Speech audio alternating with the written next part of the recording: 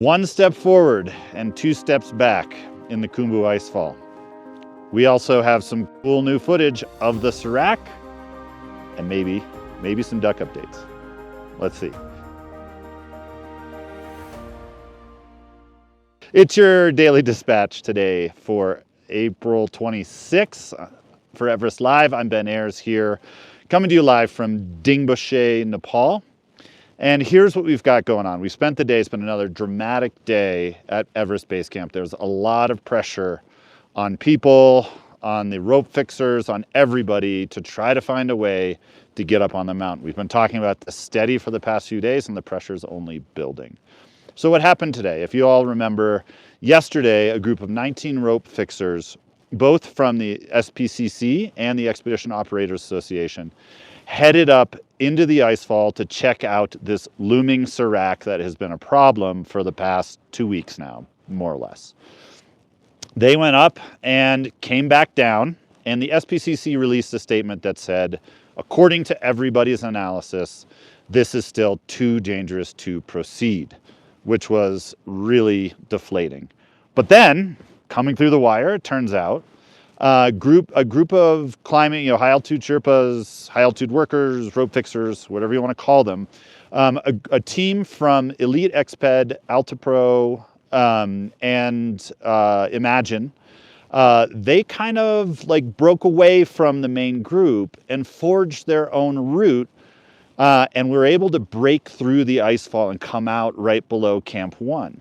So from what I've heard, talking to people who are working with this group, that they've fixed ropes through the route, and they've also taken a lot of drone to try to see if this is safe enough for commercial clients. So there's a glimmer of hope on the horizon, but the analysis that I've been hearing is that this area is pretty heavily strafed by rockfall.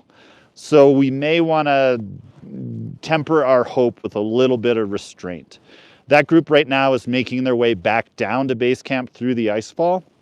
We're not going to have any information on whether or not this option works until tomorrow. So every day there's been this moment of hope. I was so hopeful. I thought they would figure it out. And then there's been this kind of dashing of that hope, which I guess maybe in a nutshell is what Mount Everest is. It was interesting talking to people today. They say that the Icefall this year is just particularly dangerous. I don't know if that's because it's been a warm spring. I don't know what the deal is, but the crevasses are huge. The Icefall doctors have looked at it from left to right. They've been looking for alternatives, and they can't find a safe way through. So this is a new predicament for Mount Everest climbing. Hopefully it's one that we can get past tomorrow, or that this team of brave Sherpas have found a way through. Of course, we're going to keep you posted no matter what that is. The good news is that everyone is going ahead with helicoptering rope fixing teams only, not clients, rope fixing teams only up to Camp 2, and they're going to start fixing all the way up to Camps 3 and 4 so that the season will proceed at pace.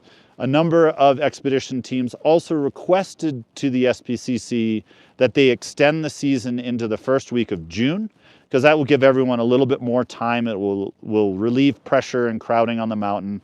That has yet to be approved, but it seems like it's an idea that's on the table. The best news of all of this, the silver lining, is that nobody is talking about stopping the season. Nobody's talking about going home.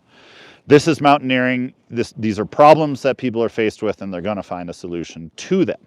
So check out, when we post this onto the YouTube stream, when we're not going live, we're going to put in some footage that was shared with us by a company called Airlift Technologies. I'm sure you all saw what Airlift does when you watch the footage of the drones removing garbage down from Camp 1 last year. Airlift is a drone company in Nepal. They do drones for hydropower projects and all sorts of different stuff. And they're also managing the drone project at Mount Everest. And this year they have a drone that can lift 50 kilograms. So this is getting better and better every year. They've also mapped the whole Icefall using drone sensors and technology that I don't fully understand, but we have images of this serac. Honestly, it looks like every other place in the Khumbu Icefall, but the people who go through it and the experienced Sherpas understand why it's dangerous. As you look at this footage, one thing to think about is how tiny the climbers are. And now for the last part that everybody's looking forward to, and I know you're all tuning in for, is the updates on Tenzing the duck. So for Tenzing the duck, it turns out he's not a duck. Tenzing is a Eurasian widgeon. I didn't even know what a widgeon was, but he's a Eurasian widgeon. He's happily hanging out in base camp. He's eating cabbage. He's hanging out on a hat. So it seems like things are good with the Eurasian widgeon. I tortured Andy on the hike up here to Dingboshe today by coming up with Everest duck jokes. And, well, there isn't really consent involved in live broadcasts, so these dad jokes are coming at you, whether you like it or not. So the first one is, what is our duck, Tenzing, the Eurasian widgeons? What's favorite British mountaineer? Anybody? Mallardury? Mallardury, yeah. When you're going through the icefall and rockfall comes, what do? Duck, yeah. How does Tenzing going to pay for his time at base camp? He's going to put it on his bill. So anyway, on that note, I'm sure all of you have tuned out, but I thought that the situation today required a bit of levity. So that's our daily update. I wish I had more than just bad jokes. If anybody has any questions, anything they want to know, throw it in the comments. I will stare awkwardly at the phone for a second. Nothing's coming in. All right, well, we'll talk to you again at this time tomorrow. Thanks for tuning in. And this is Everest Live.